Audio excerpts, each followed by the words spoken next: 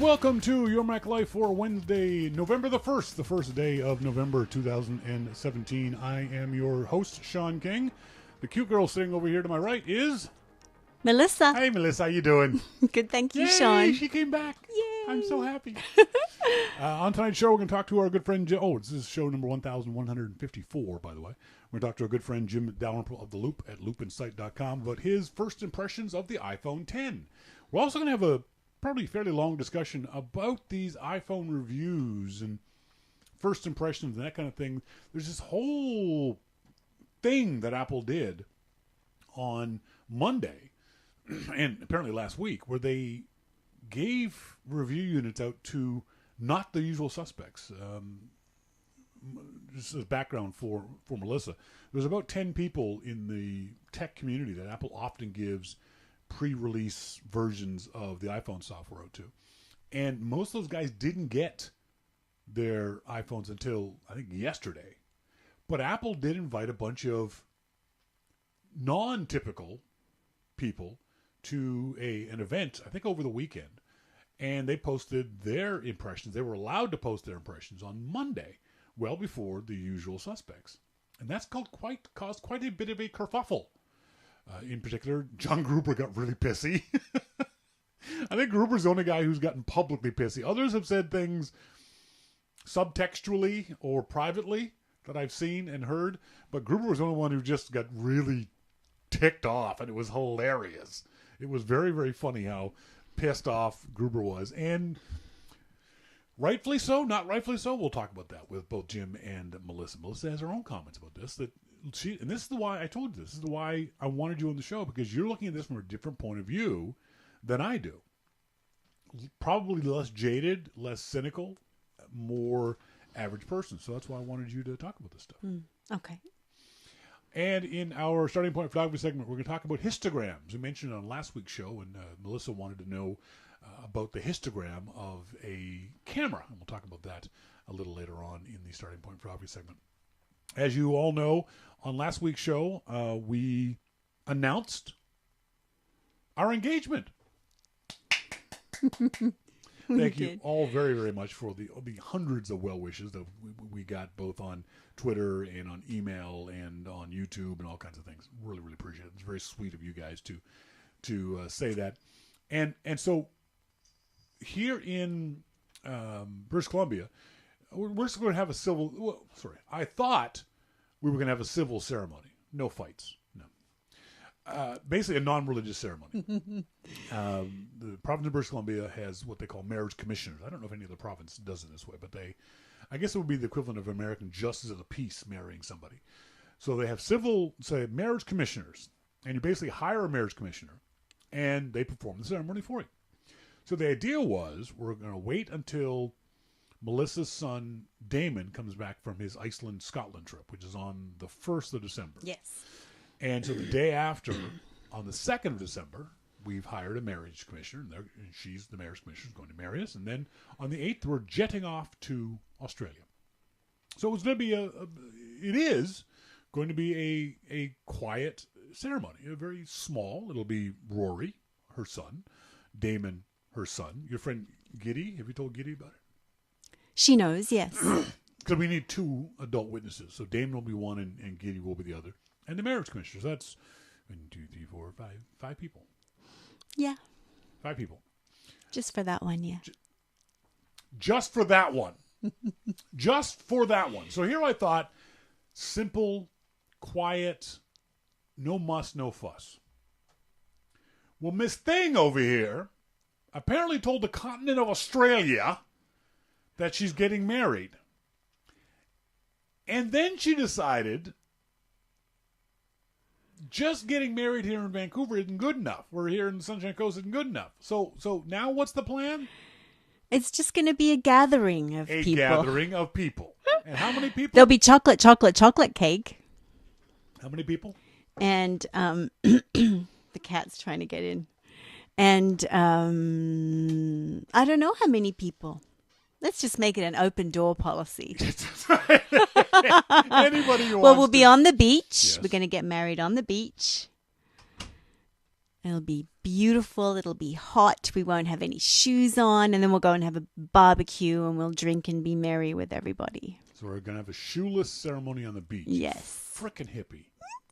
Yeah, I love it. And there'll be flower girls and ring bearers. There's going to be a little ring bearer guy and my brother and my beautiful family. You'll love it. They'll love you. There's the key word. What? There's the key. Her beautiful family. It'll be me and all her people. Because I ain't got people. I don't have people. They're your people. I don't have people in Sunshine Coast. I ain't got people in Australia. So it's going to be one stranger and all these other people. All right? Well, they'll be your people. They're going to be your peeps now. People who I'm going to be meeting for the very first time. And then moments later, proposing undying gratitude and love. That's right. She'll be on the 23rd of December. No pressure. Yeah. No pressure at all. It'll be fine, won't it? You're too stressed about it. Don't be stressed. Fellas, would you be stressed? Mo thinks it sounds fantastic. Shut up, Mo. You're not helping. Mo. It's going to be just a big old barrel of stress for me. Because not only am I going to have to impress these people on a general basis, because I'm with their niece, nephew, daughter, sister, aunt, whatever. But then there's going to be a whole freaking wedding ceremony to go along with it, which brings its own bag of stress. And then there's going to be a bunch of Australians. And we all know what they're like. You drink lots of beer to counteract any of it. You'll be fine. That's what I'm worried about. They're going to be drinking lots of beer to counteract their good feelings towards me. No, they won't. You'll love them. They're beautiful. They're wonderful people. Says you. And they'll love you because you're wonderful people too. Macman says, hey, they drink almost as much beer as Canadians. No, I think Australians match Canadians. They're pretty good at. There's a cat now jumping up on the desk. The Australian men, at least, I don't know about you girls, but Australian men can put back quite a large amount of alcohol. Canadians drink a lot of beer. We do. Yeah. For those of you watching the video, there's a cat tail about to go through the video. What are you doing? The question is, what are you doing? What are you doing? Why are you up here? Wallace. Wallace has suddenly decided he wants to be part of this little get together. Come on, look, there's the tail. There's the tail. See, Mo didn't know half the people that was at his ceremony, reception. Yes, half. But what that means is you knew the other half. I'm not going to know anybody. That's my point. I will know one person. That's her. I'll stay right by your side and support you through the whole thing. It's just going to be stressful. It's just going to be just... See, the more you say it, the more you manifest the stress. That's BS. The whole thing, it's going to be stressful. Then it will be stressful. Macman, what are the opening odds on arrested and being deported? 0. Come on now. I can control myself. When I get stressed, I get drunk and, well, no, that's not true. I do. But I'm not going to fight with, well, no, Australian men are not known for their tactfulness. And you are? Fair point. Well, that's what I'm saying. So we get 2 of them together. No, you guys, it'll be great. You just have to be nice about my uncle's Harley. And then Miss Thing over here decides that she needs a dress. She needs a wedding dress. Well, not a wedding dress, just a pretty dress. You need a new dress for... A pretty new dress. Nothing, So what can I wear? Pair of shorts and a white shirt. Seriously? You think I'm going to show up to this ceremony in shorts and a white shirt with my chicken legs? Cotton pants and a white T-shirt. You look gorgeous. A white T-shirt? Yeah, or whatever. Whatever color you choose. Fellows, do you think that would be appropriate to show up to your wedding in a white T-shirt? I don't think so. It's Australia. I don't know. Really? I don't know if that would fly. I think people would. I think you guys are saying it's okay to do that, but if it's one of those things where if you actually do it, like, oh no. Really? That's what I'm worried about. They'll be worried. So now what it means is I've got to dress nicely, which means I've got to bring nice clothes. So I've got to hump nice clothes halfway across the planet just for the wedding. Mac Man, just don't show up in a wife beater. Exactly. That's right. Monty, t-shirt, okay. Undershirt, not okay. Sherry says, is the dress like a sundress? She doesn't know yet, do you? It will be, Sherry, yes. Sundress-ish or, in fact, a sundress? Sundress-ish. Ish. Yeah. So I've got to bring nice pants, nice shoes, and because I can't go on the beach in bare feet. You know I have issues. Yeah, you do have foot issues. You have major sensory foot issues. My feet are too sensitive to walk They on are. the beach. His barefoot. feet are like, there's like silk. I mean, like baby's feet. It's like they've never touched the earth.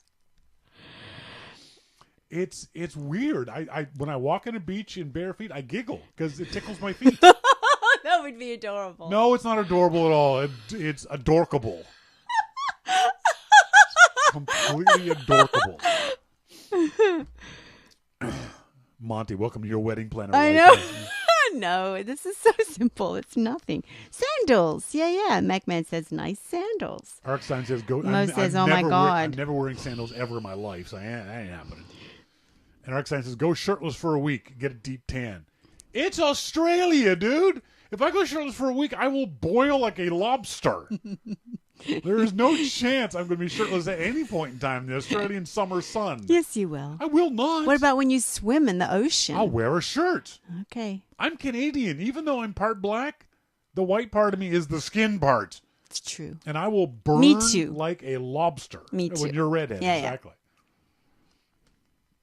Yeah, We'll Monty swim never, with our shirts on together. Monty never. No, you're swimming naked. Monty never worn sandals. Yeah, I don't like the idea of sandals. I don't like the way they feel on my feet. I'm never going to wear sandals with socks. So that's just a no-go there. And then sandals with bare feet in the sand, I'm supposed to be walking in the sand because the sand's going to get into the sandals, right? This is just not going to go. I know. Canoe shoes? At a wedding? Really? We could put sequins on them. I don't know. It's a Shawn wedding, not a Monty wedding. Ba-dum boom! There we go. Got him. Got him back. Hey, he says. Yes. So this ends the your wedding life, your wedding planner life segment of the show. Later on the show, we're going to talk about histograms, what they are on your DSLR, and how you can use them to take better shots. Up next, though, we're going to talk to our good friend Jim Dalrymple of The Loop at loopinsight.com about his iPhone 10 first impressions. All that and much more coming up. This is your Mac Life.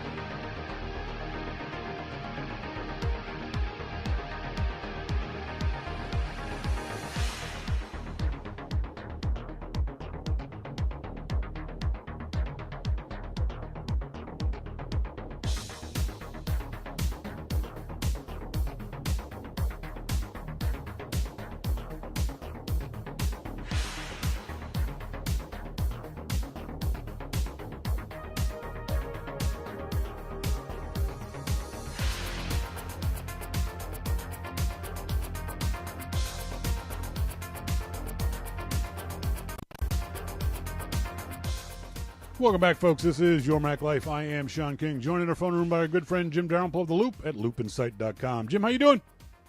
I'm doing good, Shawn. How are you? I'm good. Thank you very much for joining us. Do you have the iPhone 10 on you as we speak? I am talking to you on it right now. Ooh, that's pretty special. Yeah. First impressions, this is something I'm always curious about, is the first impression, the physicalness of it. How does it actually, I asked the same question about the iPhone 8 and iPhone 8 Plus. How does it actually feel in your hands? Okay, this is kind of strange because I'm used to using the Plus versions of phones since the 6. What's that? Sorry, what was that? What's that? I heard a girl talking. There's a girl in here. You got a problem with that? No. I'm good.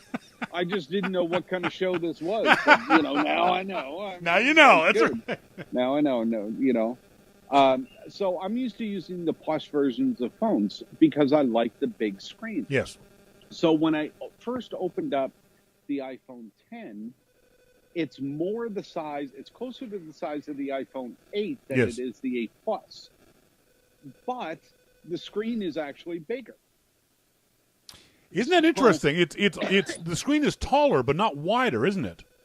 Yeah, and so you kind of have this thing where you have a bigger screen, which is what you're looking for, but a smaller form factor, which you don't expect.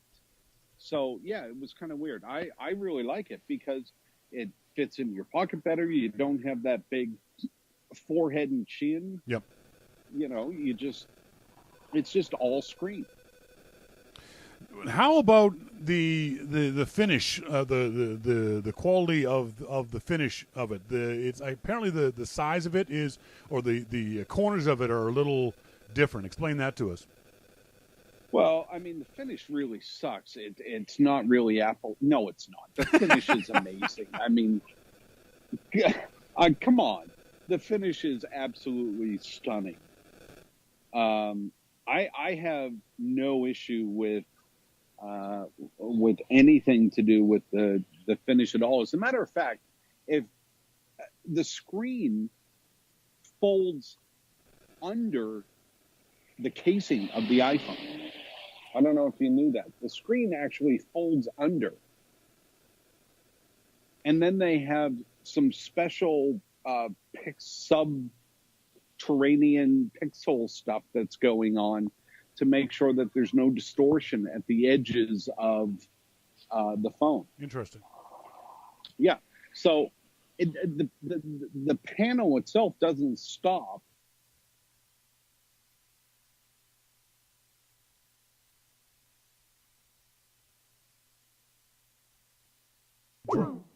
That was definitely dropped. That was Skype dropped the call. Thanks, Skype. I cannot catch a break. Hey, sorry. Sorry, I don't think it was your fault. It sounded like Skype dropped the call. No idea what happened there. Yeah, well, the audio quality is better. It's not as loud, but the quality is better. So I guess we'll just fight our way through it. So you were saying that the screen folds under the bezels? What little bezel there is? Mm. Yeah, it actually folds under, which is pretty incredible. So they went to great lengths to make sure that the screen was going to be as great as it possibly could. So they also, in addition to the screen folding under, to make sure that there's no distortion on the corners or the sides, they have special technology that they've utilized to work on the pixels on the edges. Yes. So that you don't notice, as you get towards the edge, it's distorted or, anything like that. So you can't see much of a difference or a change in when the screen, quote unquote, hits the bezel, the very small bezel on the phone. Is that what you're saying? Yeah, right. Interesting. Okay, that's something I hadn't even noticed. So the physicalness of it, it feels good in your hands. The first thing you've got to do, obviously, is set things up. Talk to us about what is the most talked about aspect of this is Face ID. How easy was it to set up initially with the kind of face that you're unfortunately having? It was so quick Yeah. and so easy. I mean, literally, if you move your head around in a circle slowly, move your head around in a circle twice, that's how long it took to set up Face ID. A lot less than it does set up Touch ID, isn't it? A lot less. Yeah, it was incredible how easy setting up Face ID was. And a little thing comes up on your screen with a circle. And if you look at my review, I posted a picture of that circle. Yep. The circle comes up. You put your face in the middle of the circle. It tracks your face as you go around, and it gives you a green indicator that it's following you. And then it stops and says, okay, do that again. You do it again, and you're done. Yeah. That's it. It says, okay, now Face ID is set up. And I was like, okay, that's it? You know, there's no... You're expecting more. Yeah, I was expecting, like, this is going to take a little while Yep. to do to set up Face ID. No, it didn't. No. It was very quick and very easy to do, and it guided you through the whole thing. And once it's set up, it works, as you said in the review, 99% of the time. Did you test it out in different conditions and different lights and different distances from your face and different permutations?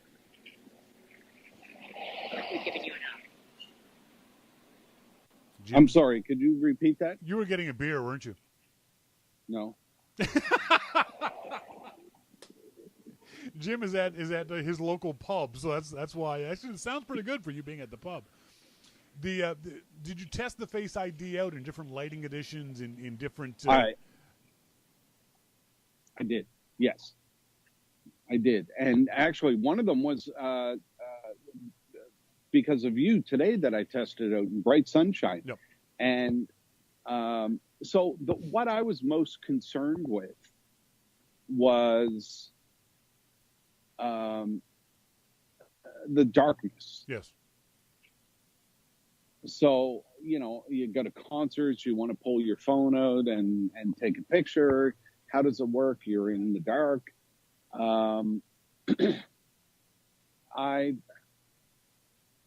I was really worried about that. But I went into first a pitch black room. Yep. Tried it. It worked. Then I went to outside in the dark, and it worked just fine. Yeah. I put the phone up, and it unlocked. See, I would have assumed that it would work. It would work in the dark anyway, because if it's infrared, it doesn't need light to see your face. It's using infrared. For me, the concern was in bright light, where infrared might get confused. Well, the only time that I've had any issue with the phone is it's worked over 99% of the time that I've tried it. Which is better than Touch ID for me, that's for sure. Every once in a while, it doesn't work. Yeah. And I had a hard time figuring out why. So I've narrowed it down to two things, and I'll write this up in my, my further review notes. But what it seems to be is, first, the angle of the phone. Yeah. Because when you pick up the phone, you don't necessarily pick it up at an angle that it can, the top of the phone can see your eyes, nose, and mouth. Yes. You have to be cognizant of that the phone needs to see that in order to get a print of your face. Yes. The second thing is that I wear reading glasses. Yes. So I always wear my reading glasses like on the edge of my nose. And because I only need them for close-up things. Yep. Well, I think that the reading glasses the frames are blocking my eyes. That would make sense, yeah. So Face ID can't actually see my eyes in order to do it. And I also have the awareness on so that the phone has to know that I am looking at it in order to unlock. Yes. Well, if the frames of the glasses are blocking my eyes, it doesn't know that. Yeah, makes sense. So and this is why, a longer review is better in some cases, because, I was able to figure that out over the past couple of days, that I think this is it. Because if I purposely take the phone and tilt it up, or I push my glasses all the way onto my face, then it unlocks right away. Sure. That makes sense. Yeah. Those are the two things that seem to be affecting unlocking with Face ID. Otherwise, it works perfectly. The other thing that a lot of reviewers have rightfully noted is that there's no home button, obviously. But it didn't seem, from the 10 or 15 reviews that I read over the past 24 hours, didn't seem that many people had much of an issue with getting used to the new gestures, the swiping up for the home button, that kind of thing. How long did it take you? Well, what pisses me off is that today I tried to unlock my iPad by staring at it and swiping up. That's right. And it didn't work. I mean, it took 2 hours. I called AppleCare. I was all ready to call Schiller and say, That's what right. the hell? The hell? No, it didn't take long, but and Gruber and I talked about this on his podcast. Yep. I think part of the reason that it didn't take me long is because I was so hyper aware of the fact that things have changed. Yes. And that's not normal for a normal user. So I would think it's going to take a couple of days. It took me a few hours where I was, immediately trying to press down on a button. And then I thought, no, this isn't how it works. So I was really aware of what had to be done. Yeah. And now, even today, I'm even more aware because Face ID did fail a couple of times. And I want to know why. Yeah. So, okay. Is it the angle of the phone? Do I have my glasses on? Yeah. What is causing this every once in a while to fail? And it's, I can have my glasses on, down on the tip of my nose, pull my phone up, it fails. I put it down and I pull it up again and it works, but it's at a different angle. So, you're not going to get the exact same thing every single time. But hasn't Apple explained that by saying that when you make attempts in close proximity, it makes adjustments to those attempts? Well, and it probably does, yeah. But I'm just new at it. Yeah. So I remember that little hole in the bar wall that I told you about? Yes. I got to climb up there now. Get my beer. I want you to take a picture of this little hole, because this cracks me up, the idea that you can hear. What's up? Oh, that is just the funniest thing in the world. Yeah. So you know what they did today? What'd they do today? They gave me a little like sippy cup thing to bring outside. What's the name of this bar? No, I'm not telling you. Oh, come on. Just give them a shout out. Okay. It's the Dutch Goose. The Dutch Goose. I love the name. That's a cool name. Yeah. And so they obviously, being Dutch, they have an ample supply of Heineken. This bar is and they have great food. The hot dog here is amazing. They put it on like a ciabatta bun with cheese and you can get like mustard and stuff, or you can get goop. Goop? Yep. Dutch Goose Goop. Do I dare ask what goose goop is? I have no idea. Yeah, you don't want to know, do you? But I get it on everything I eat here. They have hamburgers with goop. They have all they ask is, do you want goop? Yeah. Yeah. Yeah, goop or Yeah, no I do. goop. Yeah, that makes sense. Yeah, I do want goop. Why would you order something Without goop? Exactly. I mean, it's there on the menu. You got to order goop. Well, it's not even on the menu. Oh, it just comes on everything. Yeah, it's not on the menu. You can't order like a hot dog and say, yeah, can I get goop? Well, of course you get goop. Everybody gets goop. It's in everything.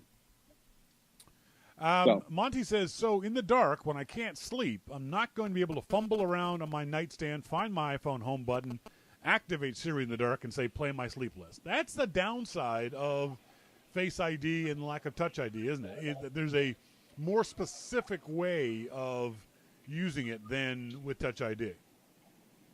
Well, couldn't you just ask Siri to play your playlist? Just say, "Hey Siri." If Siri is plugged in on your desk side table, yes. But the point remains that I can now with my iPhone just reach over and put my thumb on the home button and the screen opens up. It's a minor inconvenience, though. I don't think this is going to be something that's a deal breaker for anybody.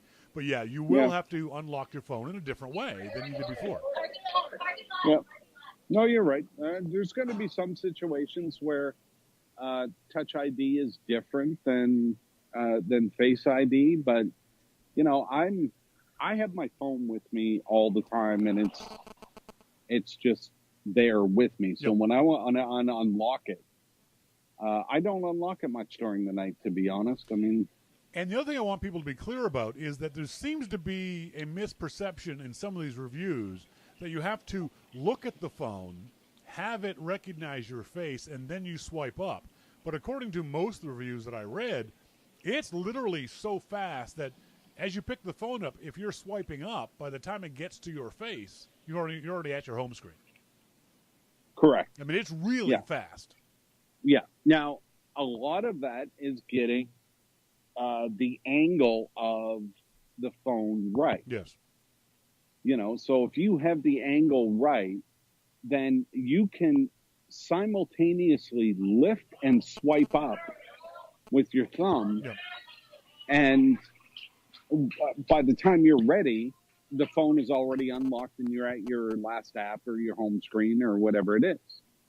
So yeah, that's correct. The trick is to be able to get that angle correct and get everything going. Yep. But it doesn't take long, Now, the other big thing, and it shouldn't have been a big deal, is the so-called notch on the top of the screen, which when you're looking for it and looking at it, I think is much more noticeable than when you're just when you're an average user. How about you? You're obviously not an average user, but you are a fairly, quote-unquote, average iPhone user. Is the notch bothersome? I think I am. No, I don't notice the notch. And the reason I don't notice the notch is because I'm looking at the screen. I'm looking at the content of the screen, whether that content is Twitter, whether it's a news story or, the website or whatever. I'm looking at the content of the screen. If you focus on the notch, then you're not focusing on the content of the screen of everything that you want to see. So I don't notice it. Yeah. And, I said that after a day of using the iPhone. We're a couple of days in now. I notice it even less now because now I'm not even looking for it. In that 24 hours, I was, surfing and in apps and looking at the notch and saying, it doesn't really bother me. Yeah. But I think me personally, I cut Apple some slack on the notch because I know why the notch is there. I know why they need the notch. So I accept the fact that if I like Face ID, and I think I do, that I'm not going to be bothered by the notch nearly as much as some other people might be. The only time it might bother me, and I'll have to see, is when I'm looking at photos. And as a photographer, I'm trained to look at the edges of photos. So because I'm not looking at the center of the photo, I'm looking at the four corners. I might notice it more in that situation, but I still don't think it's going to bother me a whole lot. Yeah, see, as a regular user, I look at the middle of the photo. I look at what supposedly, Yep. Unless you're me, well, you took the picture of. Exactly. You know, mine could be on a corner. You never know. You know. That's right. Now the other thing that everyone seems to be incredibly impressed with is the display, the Yes. actual OLED display. I'm Yes. sure you've done side by side comparisons. Give us your thoughts on the display itself. Well, I think what the main thing for me with the display is not a comparison to the old display or a comparison to, a 6 or whatever. The main thing for me is the fact that the display is just so damn gorgeous Yeah. that it takes up the entire front of the phone. It's different than, say, an 8 Plus, which is what I have been using. You know, an 8 Plus is the display on that is amazing. It's great. It's, huge. But the display on this is just, it's gorgeous. I mean, it's hard to describe when you're using a phone, an iPhone, that has the whole front of the phone be a display.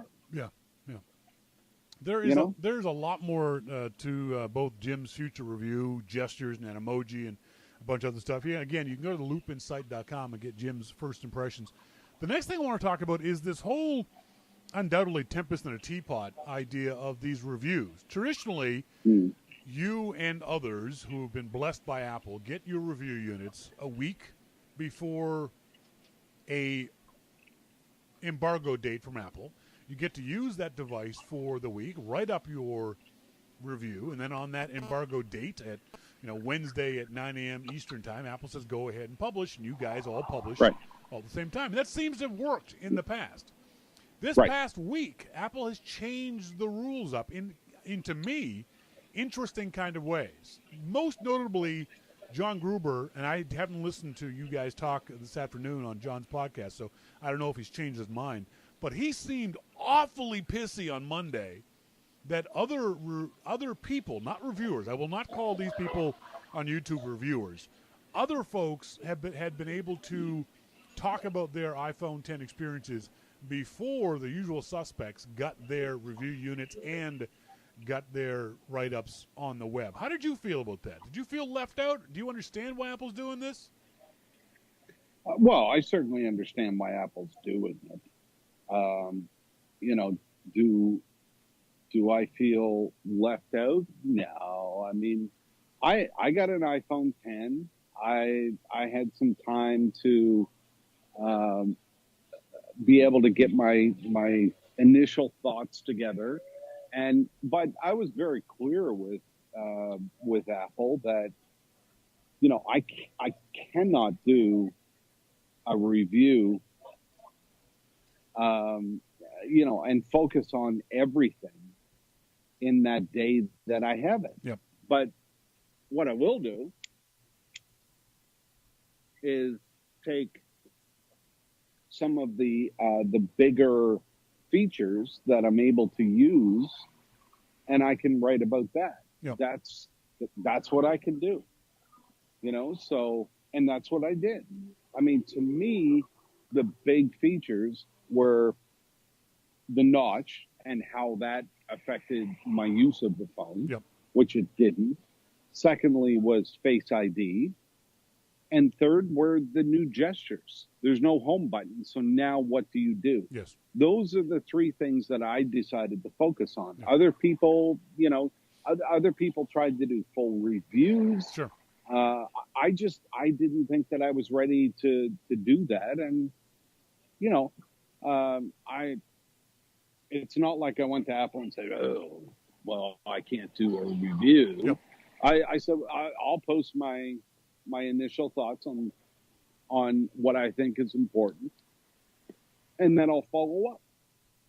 So that's what I did. So to be clear, you guys have already had to send back your review units, haven't you? No, I still have mine. Okay, so you get the review unit for a full week or 2 weeks like you usually do. Right. Okay. Yeah. Okay. Sorry, Yeah. I misinterpreted that. But you got No. They gave it to you, and then they said you've only got 24 hours before the embargo lifts, basically. Exactly. Okay. Yes. All right, good. Okay. But we still have them, so we can continue to write about them. Yes. And there's things that I'm finding out that I'll put in the other article. Like the angle of Face ID or my glasses with Face ID. That I didn't know in the first 24 hours. Yeah. What's going on here? Why is this working 99% of the time, and then all of a sudden it doesn't work? Well, yeah, you're right. Angle is a big part of it. Yeah. Or my glasses could be a big part of it. I didn't look at the camera yet. Portrait mode on the front-facing camera. There's all kinds of things that are still left to look at that I haven't had time to do yet. And I think that's important, is that you haven't had time. And that's the problem I think I had with some of these YouTubers who did these 2-minute quick first impressions. Folks, what happened was last week Apple invited a bunch of people, not the usual suspects, a lot of YouTubers, to come to a particular Apple event and get some hands-on time with the iPhone X. They did not get review units. They did not walk out of that Apple event with review iPhones in their hands. They had to do their bits right there in the space. If you watch some of that video, you'll see those folks are all in the same kind of space. Yeah. Is that...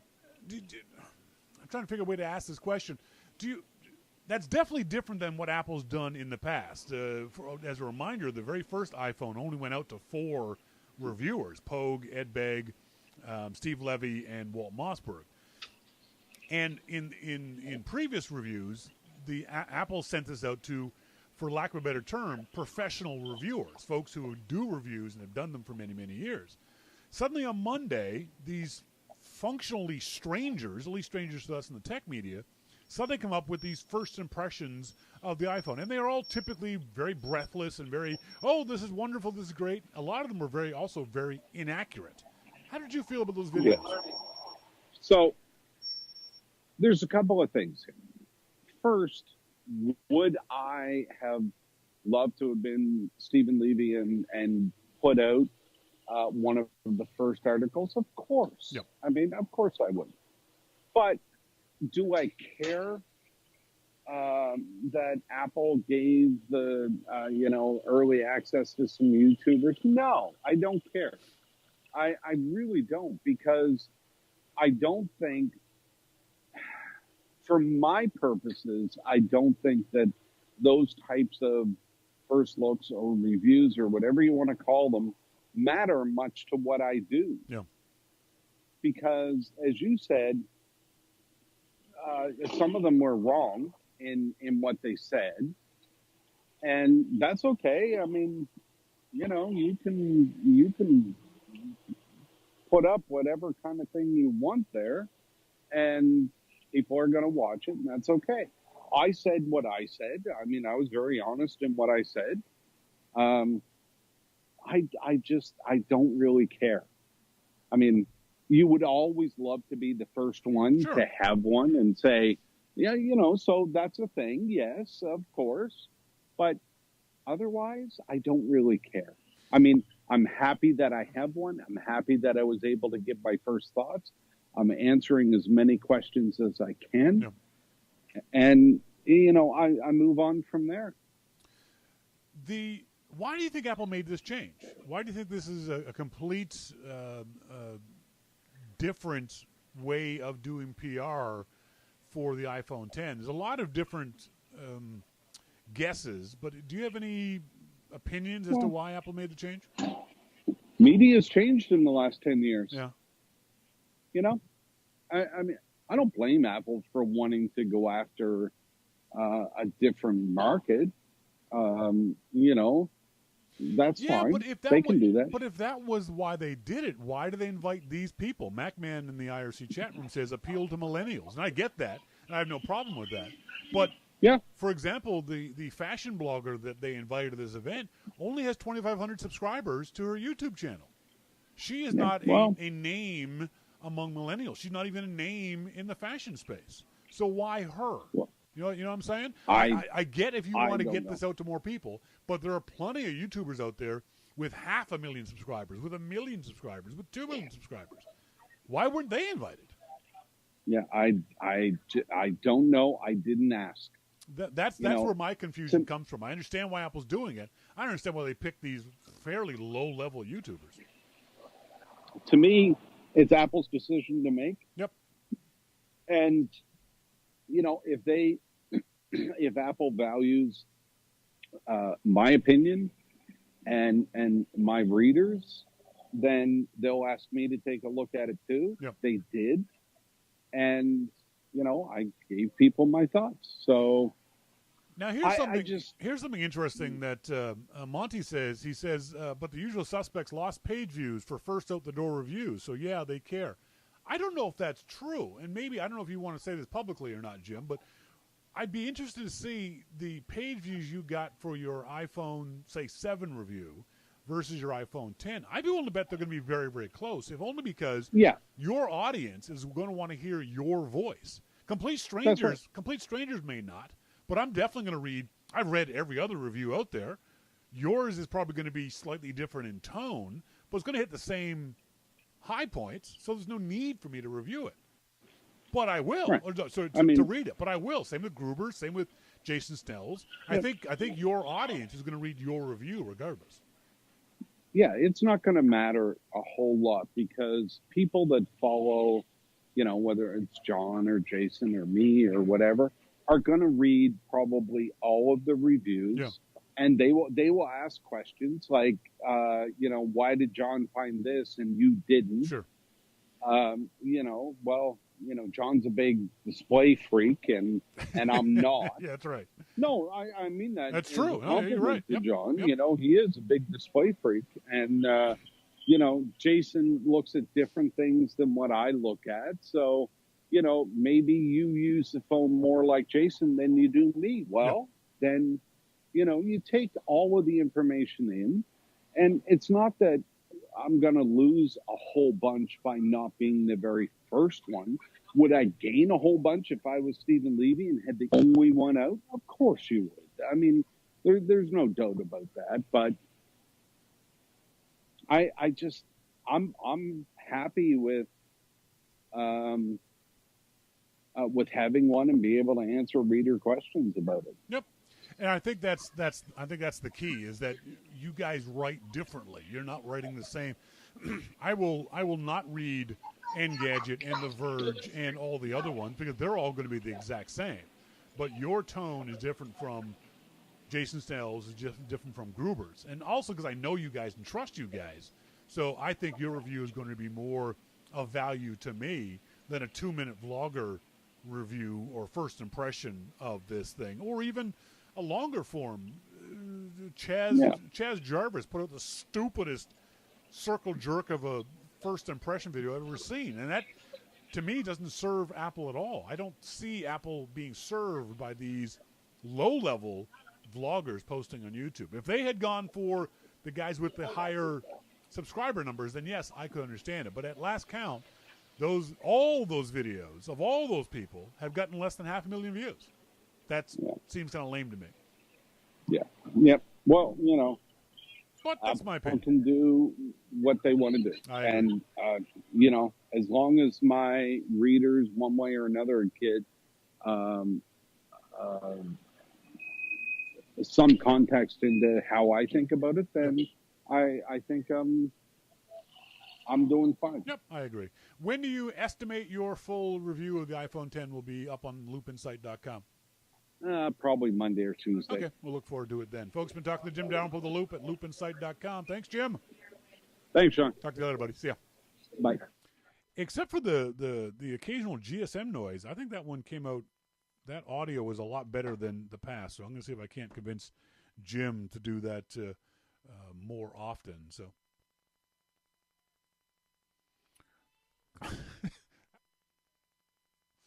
I'm going to get Melissa to come back in here so we can talk a little bit more about this issue.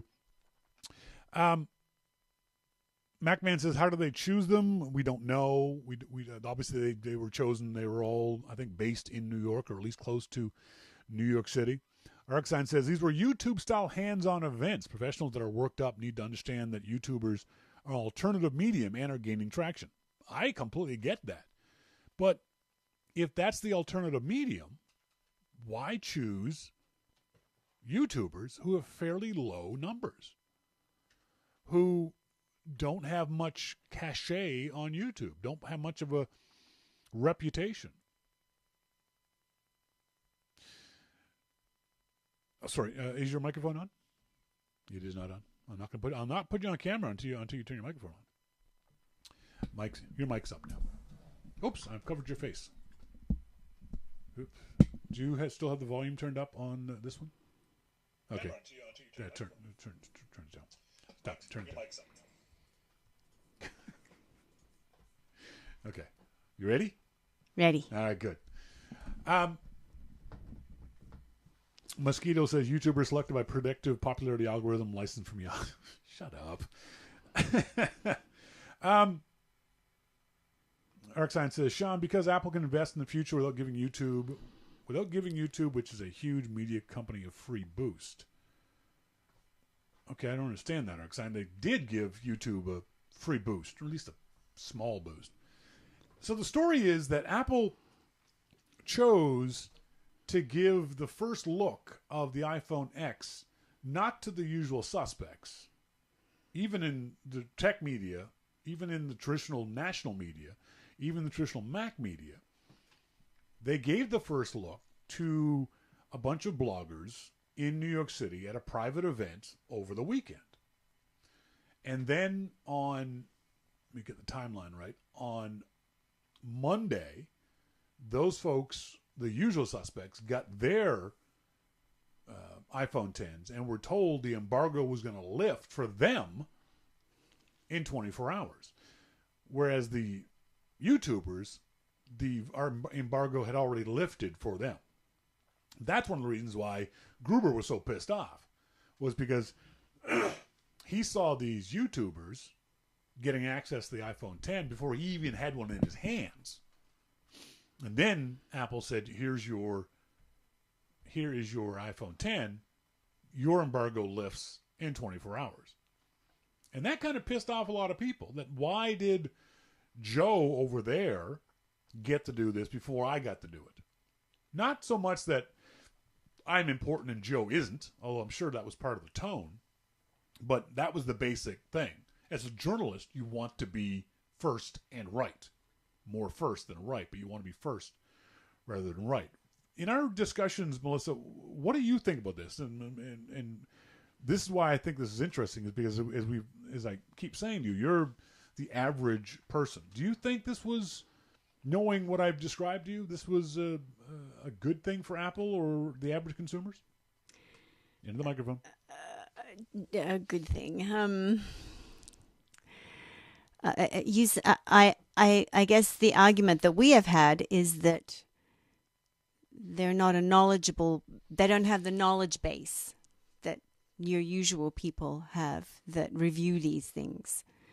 So that their presentation of it, and I only saw the young fashion vlogger woman.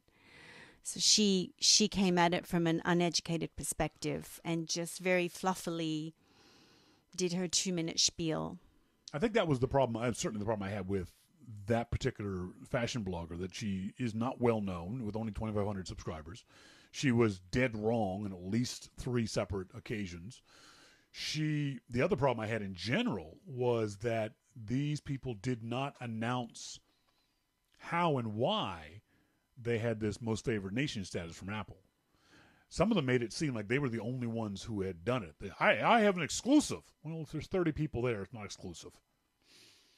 They made it seem like they were the only ones with that. And that, to me, is a little unethical. You also don't know the conditions under which this happened. Did Apple, and let me preface this by saying, no, Apple did not do this, but they didn't say this. Did Apple get a limo for them to take them from their house to the location?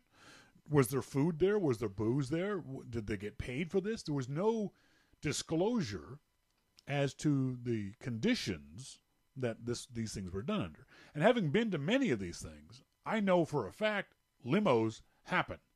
Epson gave me a limo for a day when they wanted me to review one of their printers. Food and drink happen. Rarely at Apple events, but certainly at other events, there's going to be booze there. Apple events, they'll have juice. And they'll have coffee and tea, maybe Danishes.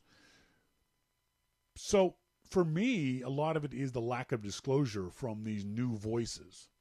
As I said earlier, I trust Gruber, that he's not going to be swayed by these sorts of things. I trust Jim. I trust Stephen Levy from Wired. I trust those guys over time to know that, yes, Apple has given you these devices, but if the thing is shit, you're going to say it's shit. I don't trust these YouTube vloggers in the same way until I get to know them more. Do you understand what I'm saying? Well, I do, but I don't know why you would trust them in the same way anyways. They're vloggers. They're fluffily presenting something. They're advertising it, really. So you already know that the integrity of what they're saying is not the same as the gentleman that you're talking about, because he's been doing it forever. And I mean, it's not the same thing. It's just a quick, in point form, advertisement for iPhone 10. But if that's the case, what you expect. That's a great way of putting it. That's what you expect. It's not what we expect from Apple, though. We hold Apple to a higher standard on these kinds of things. It's happened on many occasions that Samsung is the worst of the tech community in doing this stuff, where Samsung has literally, in many ways, paid reviewers to review their product with trips, like literally with trips to Japan to see the Samsung factory, where they paid for the flight, the hotel, your expenses, your food. And Samsung rightfully expects you to say nice things about their product after they do that. Now, I know Apple doesn't do this, but you can't help but believe or think in the back of your mind that these people are going to be swayed by the attention from Apple and say nice things about the product. True, yes. And that being the case, if they're not automatically trustworthy, why is Apple bothering? Why is Apple lowering itself to the level of Samsung and functionally buying positive reviews? They're catering to the short attention span of many people that watch YouTubers. Short attention span, quick rundown. This is what it is. Wow, isn't it glitzy? Bling, bling. Monty says, at the same time, those vloggers' viewers trust them. Those same users may not, for the same reason you just outlined, trust you or Gruber or Jim. Except for the fact that it's known through various studies that YouTube viewers do not buy the products that the YouTuber is promoting. Less than 25% of a YouTuber's promotional things turn into sales. So YouTubers may have popularity, but they don't have influence. They don't make people buy things, whether it's shoes or whether it's iPhones. So that's the case. Why bother? Why bother with YouTubers? Well, when you put it that way, I have to think about that. Monty says, at the same time, those vloggers' viewers trust them. Yes, they do trust them. But if they're wrong, their trust is misplaced. Again, the fashion blogger that I keep mentioning, she said off the top that she had an exclusive and made it seem like she was the only one. She called the iPhone X waterproof, which is dead wrong. Apple would have given every one of the people at that event a reviewer's guide.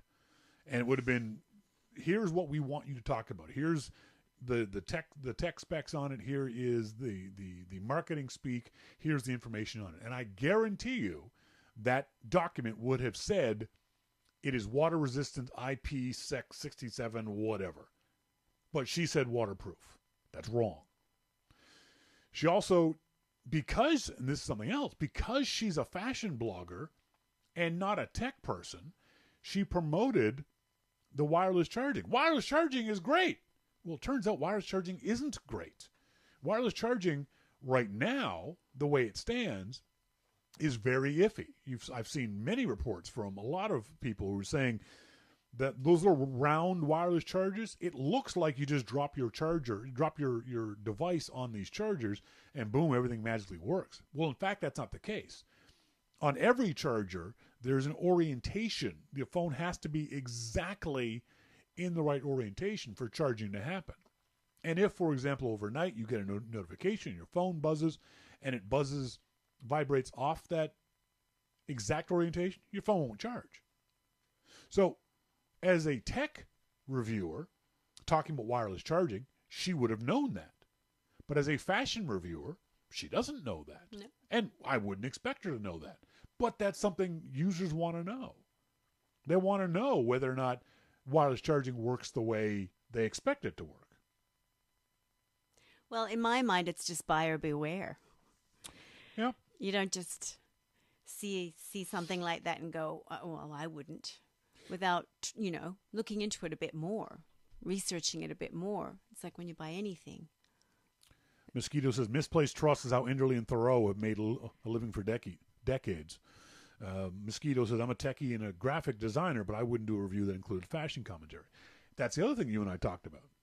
That she didn't review it, and it wasn't a review. She didn't review it from a fashion point of view. No, she didn't. If she's a fashion blogger, I would have expected to hear something about, hey, it looks good, or it feels good, it goes in your little black dress, or it fits in your pants, or whatever fluffy bullshit fashion type stuff. Mm. But she reviewed it or talked about it as a tech person. She gave us the high points of waterproof and wireless charging and Face ID. But she has no experience in that. She has no knowledge of that. It would be the same thing if she had gone and gotten a test drive in a Ferrari. She didn't know shit about Ferraris. Yeah, but it's pretty glitzy to do a test drive in a Ferrari. But what I'm saying is she doesn't know anything about driving the Ferrari. No. She doesn't know about the horsepower and the turning characteristics and the G ratings, all that kind of stuff that you'd want to know. If she's a fashion blogger, she should have told us about the fashion of the iPhone. And she didn't. She gave us the same tech stuff that everyone else did.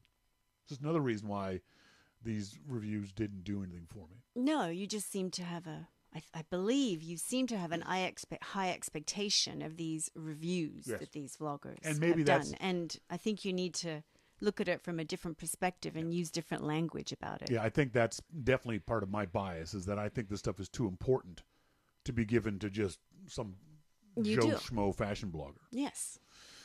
This it's is a phone.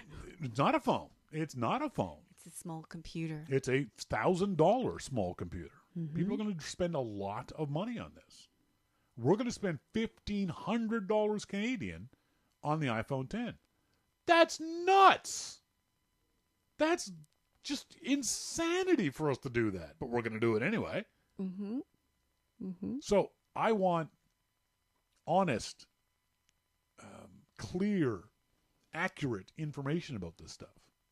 Some people maybe they can drop $1,000 without thinking about it and like it or not and change phones by Christmas. Not me. This is the phone I'm going to have in my hand all day, every day for the next 2 years. My phone is never more than my arm's reach away for me. Now, you leave your phone all over the house. I was like, how could you do that? I get all twitchy when I can't just like, oh, that's my baby. Yeah. There's my baby right there. Yeah. Oh, I do. Mm-hmm. My it's phone not that important to me. Yeah, exactly. And that's one of the things that's very interesting about the iPhone. I saw one reviewer said this, and I think it was a really interesting point. Don't buy the iPhone 10 unless you are a heavy iPhone user. There's no need. There's no point, because the iPhone 8, the iPhone 8 Plus are also very good phones, and even the iPhone 7 if you're not a heavy iPhone user. This is the iPhone for the committed iPhone user, someone who, like me, uses his phone all day, every day for hours and hours and hours on end. Yeah, right. So that's why I think these kind of reviews are more important than... But that's review isn't catering to you. True. Monty says, you're going to marry someone who leaves her phone that far away? Are you insane? It's interesting, though. I'd love to find out from Apple why they made that choice. Why they... Now, and the other thing is, too, I wanted to make clear, is I love the idea that Apple is perhaps trying to get different voices into the mix. No offense to Jim, but he's been doing these reviews for 10 years. So is Gruber. So is Snell. So has et cetera, et cetera, et cetera. And there's very few new voices in this space. It's the same people doing the same things over and over again. So yes, these are different people, and that's a good thing. But I want different, competent people to be doing this stuff. I want different tech people to be doing tech reviews. I want different consumer electronics people doing consumer electronics reviews. You understand what I'm saying? Mm-hmm. I don't want some loopy fashion blogger telling me about one of the most important devices I'm going to have in my life, because that doesn't serve me or anyone else very well. Well, it depends. You know, for example, the perfect example is that because I read from other people that these wireless charging stations or pads don't work very well, I'm not buying one. I'll wait till Apple's comes out, and I'll read the review of Apple's one. As opposed to what some people are going to do is they're going to buy the Belkin. It's not going to work the way they think. So then they'll buy the Mophie. It won't work the way they think, because they're not being told, hey, it's just not going to work the way you think. And maybe Apple's won't either.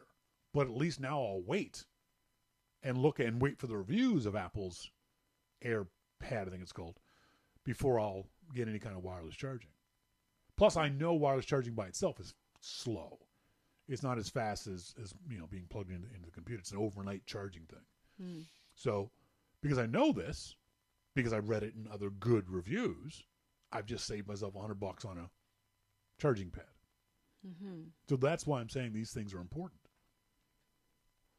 See, it's interesting because when I mentioned to a friend who he's 39, I said to him, "Oh wow, have you heard? It was months ago. You heard the iPhone 10's coming out, facial recognition and all of that." And he didn't like that idea at all. A lot of people don't like the idea of his age of calibrating their faces. They're very paranoid about it. And he said, "There's no way I'm going to get one of those phones."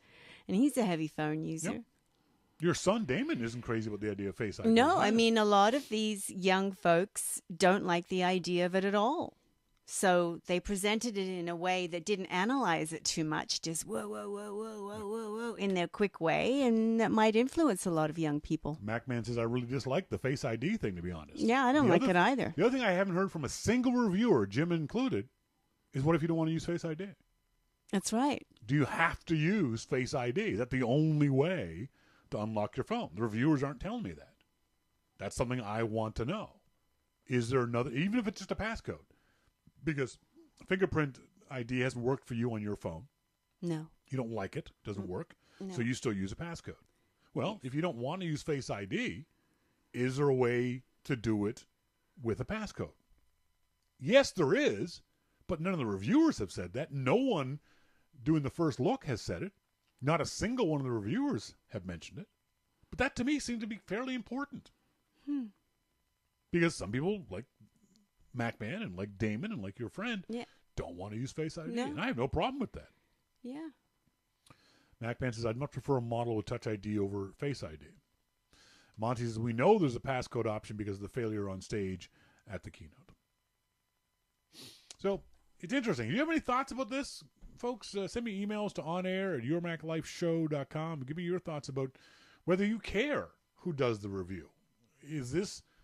Yes, it is the Tempest and Teapot, and will be forgotten by the end of the week. But does it matter who writes the review of the iPhone? Another argument is made is that people are, before the iPhone reviews came out, the iPhone was sold out. I'd guess Apple probably had pre-orders of somewhere in the neighborhood of 10 million, at least over the weekend, if not Friday alone. They would have had insane numbers of pre-orders. So that was 10 million people who didn't give a rat's ass about a review. No. And 10 million times, say, 1,000 is, carry the one, a shitload of money! Stupid amounts of cash. But there's another thing, too, that you and I have talked about is, I think, someone mentioned that Apple had done an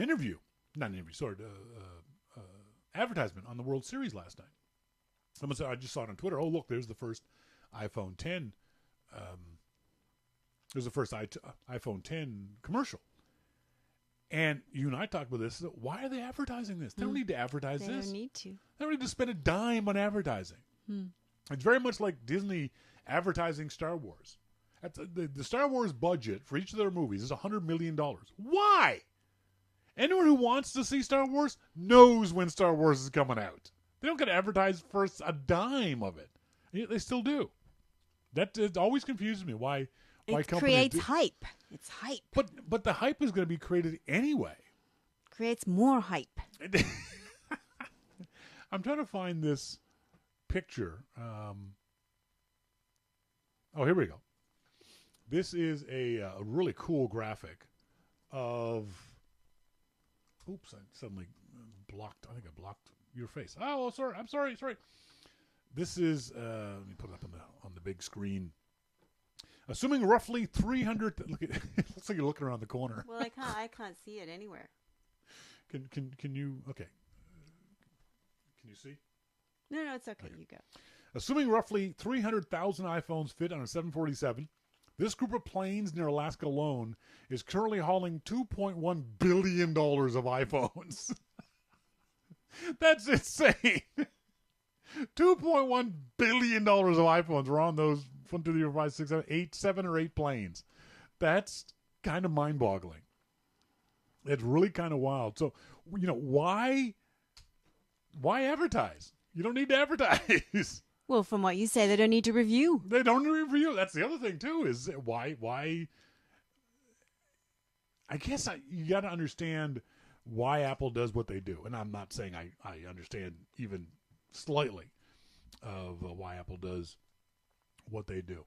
Another thing that you and I talked about, which I thought was a very interesting conversation, Andy Ihnatko had a statement where he said, and I quote Andy on Twitter, "An environment where a consumer feels lucky to get an iPhone 10 or a Nintendo Classic or any product is toxic to dignity and the soul." Do you agree with that? Do you think our desire for these kinds of products is toxic to the soul, according to Andy? Oh, I do. Really, you do? Uh-huh. Why? Do. Because, well, it's as you say, right? Like for me, what if I have an iPhone? What's my iPhone? iPhone 5. I have an iPhone. I have an iPhone 5. But I just think that this madness to want the latest gadget and the obsession with it, and then what happens when you all have it and you're panicking when your phone is like an arm's length further away from you. I just find that disturbing. I do. Mm-hmm. I do. But disturbing is different from toxic to the soul. Well, maybe toxic is strong, but I get what he's saying. The big picture thing that he's saying is our consumer society. Yes, that's what he's saying. Is toxic to the soul. I don't agree with that. And this iPhone 10 madness, or iPhone, the one before that, the one before that, the one before that, represents this consumer-driven madness that everybody has.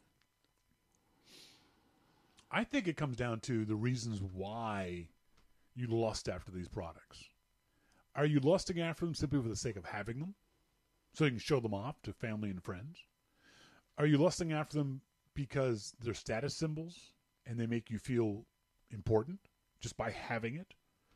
That's toxic to the soul. Mm-hmm. If you lust after them, and hopefully I'm describing myself here. Monty says, clearly Melissa needs more apple juice. We don't use Kool-Aid.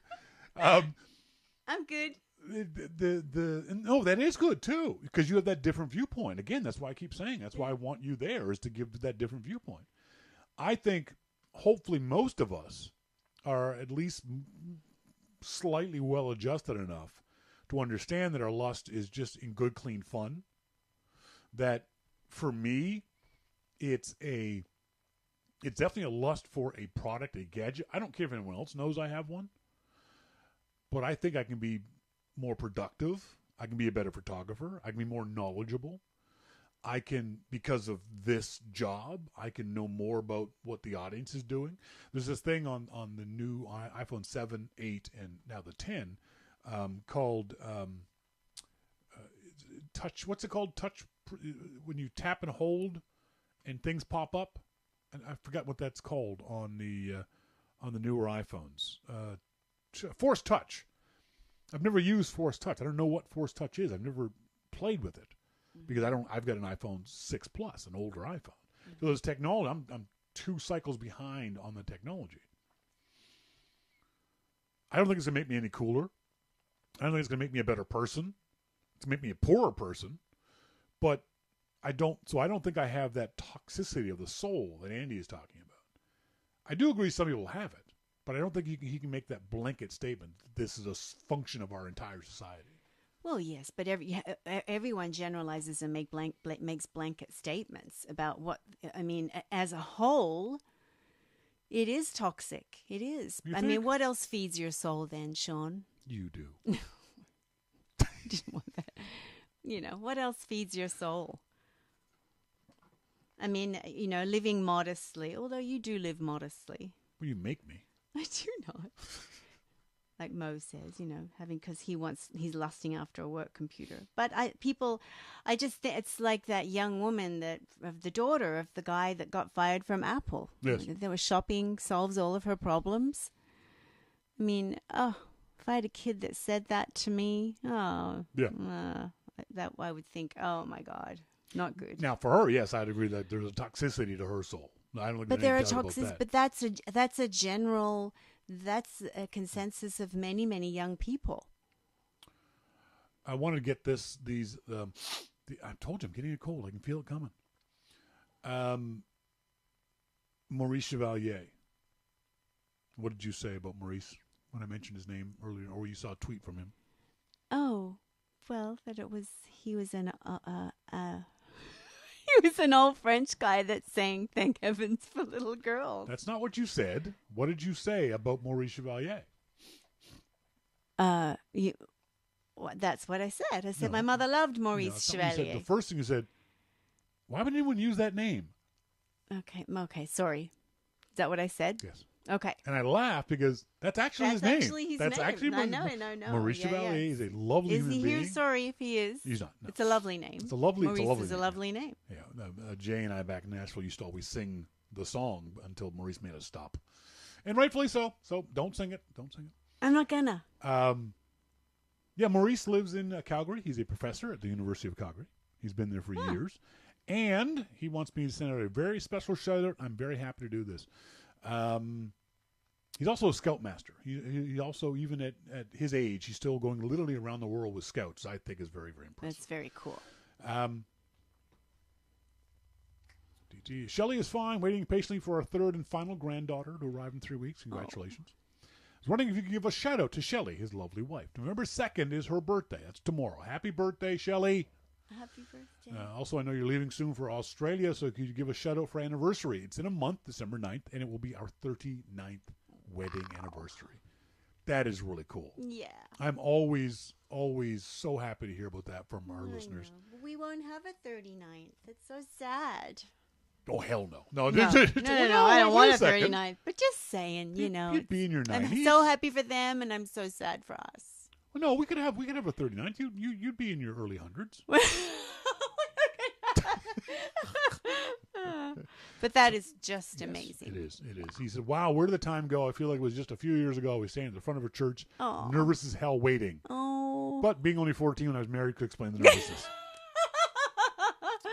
He says, also a big congratulations to you on your engagement. From the sounds of it, she's a very nice woman. I wish you both all the best, and you, my friend, deserve a break on the personal relationship front. Thank you very much. If nothing else, there are lots of interesting times in your short stay with the previous job. The cop story was great. Never laughed so hard. It could only happen to you. So true. He said, sometimes I think you must have pissed off the gods in a previous life and are paying for it in this one. All the best, you and Melissa. Have fun in Australia. Thank you, Maurice. I know I got one from Scott Randall.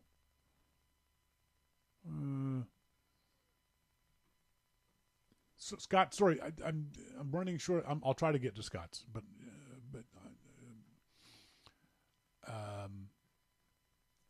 yeah. So I just got reminded I got to do the histogram thing because you demanded it.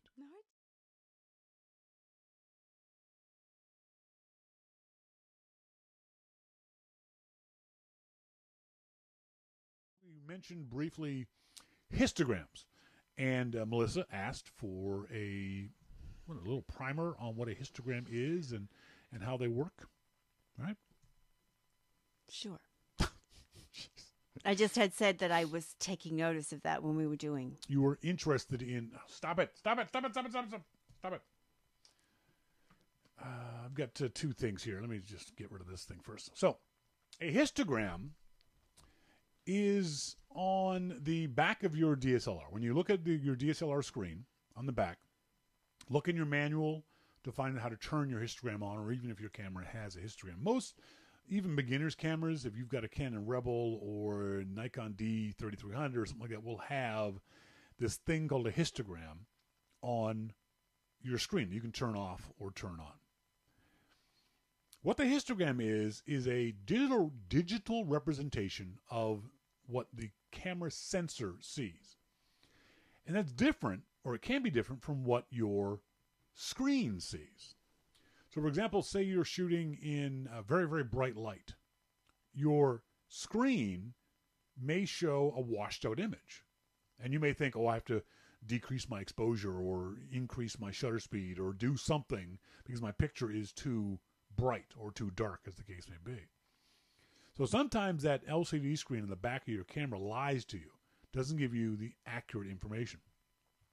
So one of the things I tell little more advanced beginners, not rank beginners, but a little more advanced beginners, is turn on your histogram. Because the histogram, because it shows a digital representation of what the sensor sees and not a optical representation of what your LCD screen, it's a more true example of what's going to happen when you push the shutter button. So the next thing you need to do is learn how to read the histogram. And it's really easy. It's really, really simple. Every histogram works the exact same way. So once you learn this, you can look at any camera's histogram, any image's histogram, and know what the histogram is telling you. So let me just open up Lightroom here real quick. Told you I'm getting a cold. She doesn't believe me, but I am.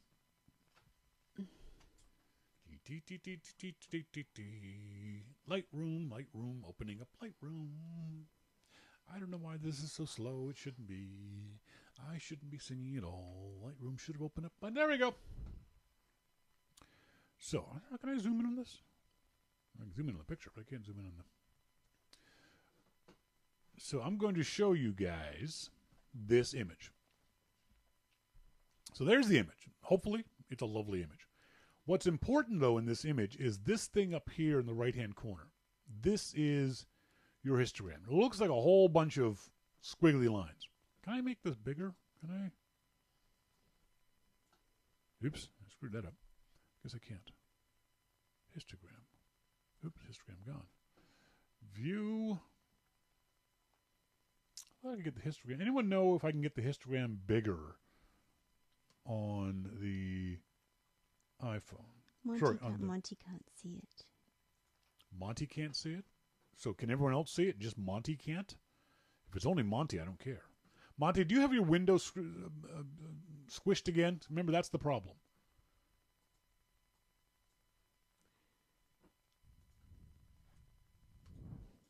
For some reason, okay, window, why is this gone to full screen?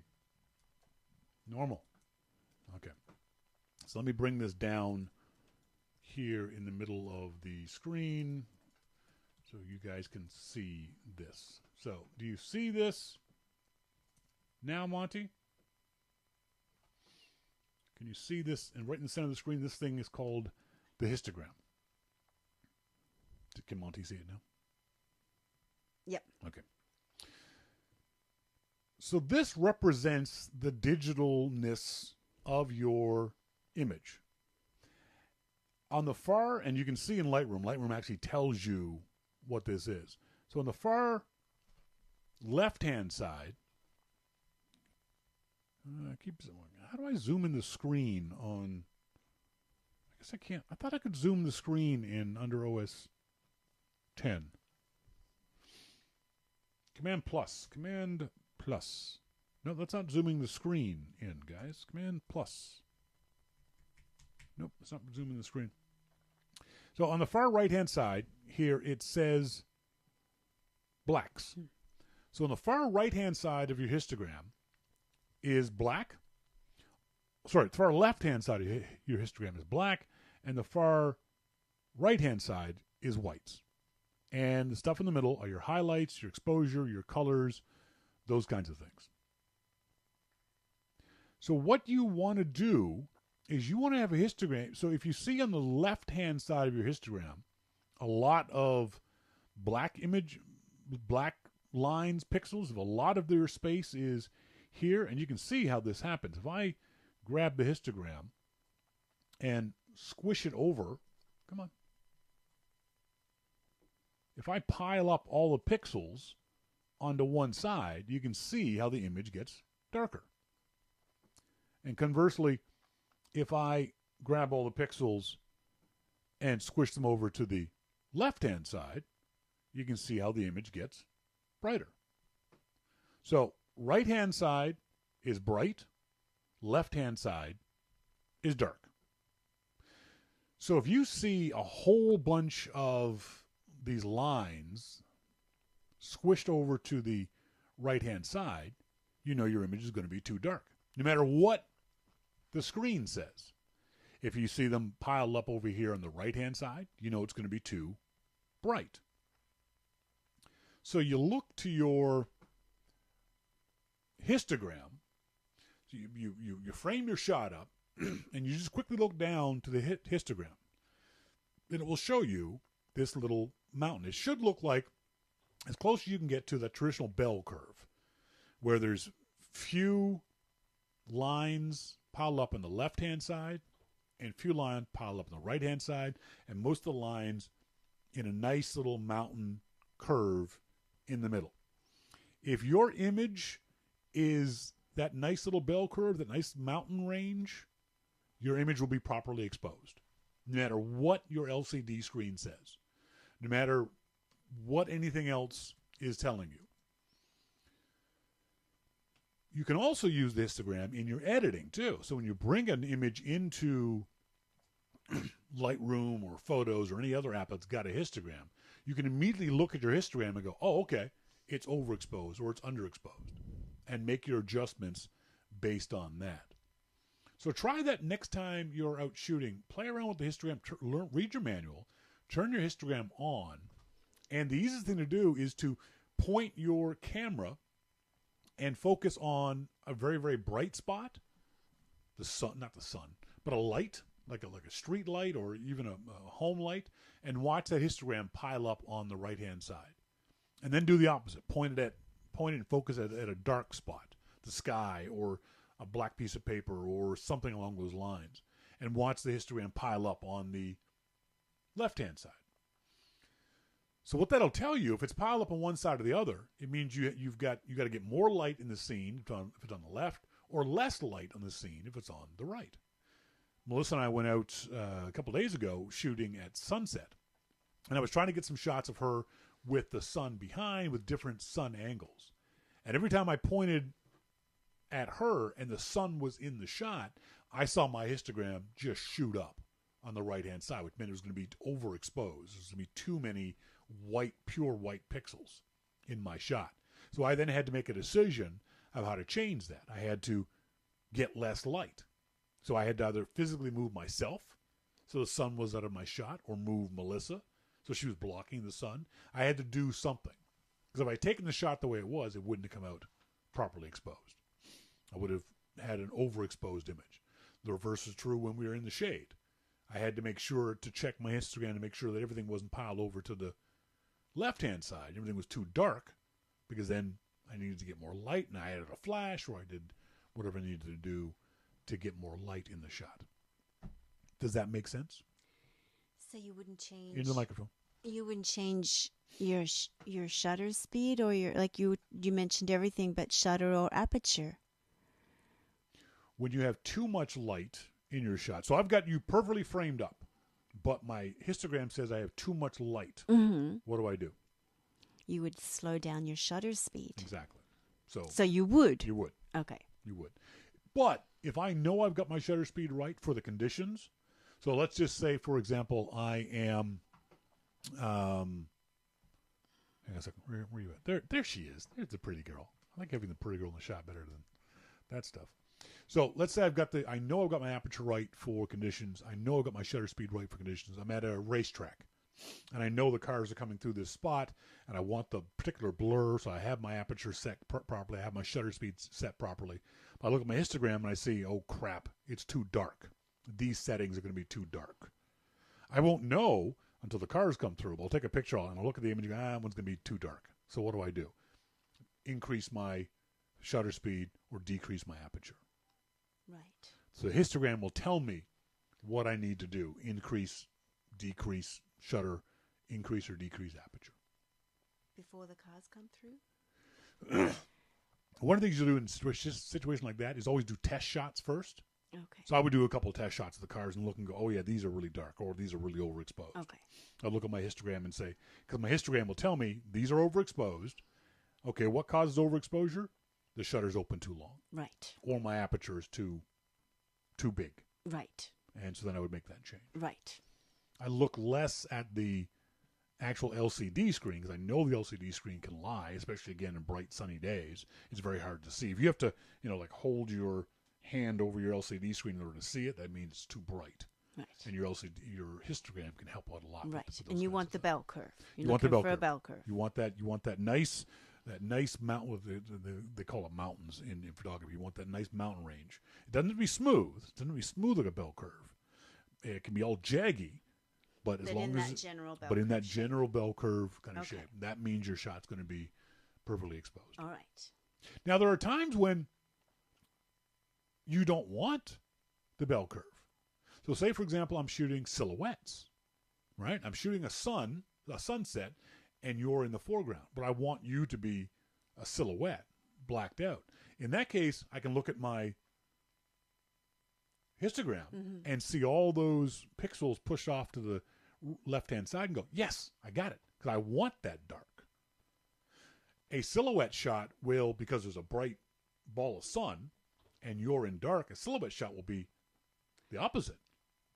It'll be an upside-down bell curve with all the black pixels pushed off to the left, all white pixels pushed off to the right. But I want that in that particular shot because that's the artistic vision I'm going for, is that silhouette. Right. So now that I know that, I don't need to look at the LCD to see if you're in darkness. I can look at my upside-down histogram bell curve and go, yep, I'll nail that shot, just like that. Mm-hmm. So there's certain situations when you don't necessarily want the bell curve, but the histogram can also help you capture those shots too. Right. Thank you. You're welcome. Anything else? We took a bunch of pictures. This is. I love this story. I love this. So we go out. Melissa is shooting with the Olympus M1. Did you like the M1? I think so. You like the physical feel of it? Oh yeah. See, for me, it's always been. I've said many times, it's too small a camera. It's too. No, it's good for me. It's good for you, and it'll be a good travel. I'm a small person. Exactly. But towards the end, you sat down, and I said, "So you have? Is this good?" She said, "Yeah." I could tell she was a little frustrated. I said, "What's wrong?" She said, "I'm feeling a bit disheartened." I said, "Why?" And she said, "Because of all the experimentation, the shots weren't coming out the way she wanted them to." And what did I say to you? Well, you told me to go straight to scene mode. Mm-hmm. Well, you said go to scene mode and put on your training wheels. Oh, no, ride your tricycle in scene mode. The first thing I did was I recognized her frustration. And whenever I see a photographer who's having not a hard time, but frustration, because when you learn, you got to stumble. When you learn to ski, you fall a bunch. When you learn to drive a manual transmission, you stall a bunch. It's just the way it happens. So what I told her was to put the M1 in portrait mode, put on the portrait lens, the 75 millimeter portrait lens that we've got for the M1, and then just take pictures of me. And they were great. I felt more satisfied. I felt good. They were good pictures. Because you took pictures with the right equipment. The camera in portrait mode with a good portrait lens, with good light because it was sunset, so we had gorgeous light, and you stay within your capabilities. You didn't try to do anything fancy. You weren't trying to capture birds. You weren't trying to capture waterfalls. No. You weren't trying to. You stayed with just pictures of a person. Yeah. So you stayed within your capabilities, and that enabled you to take better images. Well, it motivated me to think, I can't do this. Yeah. I just felt better about it was fun. And so what we're going to do on next week's show is show those photos and start talking about editing those photos. Oh. As I've always said, editing is half the beauty of photography. It's half the work of photography. If you don't edit your shots, you're doing your shots an injustice, because most pictures need some sort of editing. So on next week's show, we're going to talk about the basics of editing, and then the show after that, we'll get into specifics of editing in specific software. Okay. Whether that be Lightroom or something else. So hopefully that will be fun for you. What does Monty mean, the EXIF data? So now you can look at the EXIF data from training wheels mode and see what the camera did and be able to do it yourself easier in the future, which I sort of get. What's EXIF? EXIF is, I don't know what it actually means, to be honest with you, but what it is this data, this information that's in your photo that you don't see, but it's there in the photo when you when you pull it up on the editing software, it tells you where you're at, where you were at. It'll give you a bunch of different kinds of information. So here's an example here. I'll pull this up and show the audience. The EXIF data is partially this data up here. It's got the name of the photograph. It's got the 1.6 seconds at f11 ISO 64 using a 24 millimeter. At a 24 millimeter distance, using a 24 to 120 millimeter f3.5 f5.6 lens. Plus, there's a bunch of other data that you can get in the EXIF. So it helps you look at these images and go, oh, this is a really blurry shot. I wonder how they got that. And you look at it and you go, oh, 1.6 seconds. Oh, so the shutter was open for a very long time, and maybe that's what caused the blur. Right. And so you look at EXIF data. You can go to Flickr. And almost every photo on Flickr that you look at will have all that. Have right. that data. It's just a simple matter of going to Flickr, click on the photo, and then telling Flickr to show EXIF data. And it's kind of neat. What I use it for is to practice. I use it to practice guessing at what people's settings are. So I'll go and see a photo. I was just doing this of Newcastle. I just did a search for Newcastle. Wanted to see what kind of things there were in Newcastle. And there's one beautiful landscape shot. And I was curious as to what his settings were. So I'll guess at the settings. And that looks like an f22. Okay, so it's probably at half a second. Wow. And then I'll click the EXIF data and go, oh, okay, I was right, I was wrong, whatever it might be. Oh, how can you guess that, though, when you don't know what the light was or anything? Because I've looked at 1,000 photos, and I've played this game a million times with myself. It just takes practice to learn this stuff. Okay. And that's the other thing that you are learning, too, is that this stuff doesn't come automatically. It takes practice. Oh, yeah. You got to practice it over and over and over again. You can't just do it one day and then not do it again for 6 months. Yeah. Because you will not learn it. Nothing will be retained. It's like everything else. Mm-hmm. Information doesn't get retained unless you...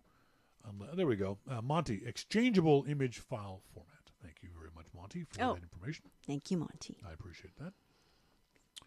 There we go.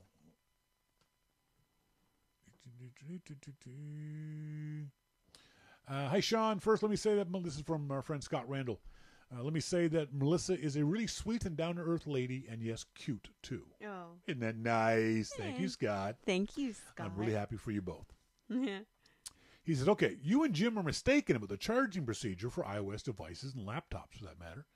The iPhone battery is good for 1,000 charge cycles at 80% capacity and 500 charge cycles at 100% capacity. That being said, I have not seen an iOS device battery become unusable, even an iOS device is 4 or 5 years old. The myth that you have to run your battery to zero is completely inaccurate. As a person who studied and taught both chemistry and physics, it does not hold with scientific fact. I did lessons on how batteries work. Now, as far as Jim, and this is what I was taught, I don't think he's remembering it correctly. The old nickel, cadmium, and nickel magnesium batteries did drain very quickly, and you could run them to zero with no harm. The new lithium-ion batteries last much longer, but you should never run them to zero. That could kill the battery. There's a link to an article from Apple that details what I've said. Makes clear that you should charge your device when it's about 40% charged. In fact, I read in many places that your battery will stay good longer if you never let it go below 50%. Of course, you can't always do this, but do the best you can. He also makes it clear that the best practice is to charge your device every night. Thanks, Scott. You've got more, and I'll get to more of your stuff on the next show. What else was there? Was there anything that you wanted to say? No. No. Thanks. No. When I stop talking, you start. Out. Yeah, exactly. You start when I stop. We ran over long, but hopefully that's okay for you folks. If you have any comments about anything we've talked about on tonight's show, remember, Melissa is still in beta phase. She still is in trainee. She's got a learning curve, and she could be gone any day now. So you got to let me know whether you want her to stay. Yeah. Sometimes I might have work. So, what? Just no, saying. No. This is work. Where's my money? Where's my money? Good point. Wednesday okay, fine. She wants money. So now you all got to pay her, okay? Oh, no, I didn't mean that. Wednesday from 5 to 7. This is your job, young lady. This is a commitment. I've been doing this for 23 years. You can do it for a couple of months. Yeah, a couple months. Okay. All right, 10 years. 10 years. We've got 10 years together, folks. We've decided. MacMan says, wait, you didn't put that in a prenup?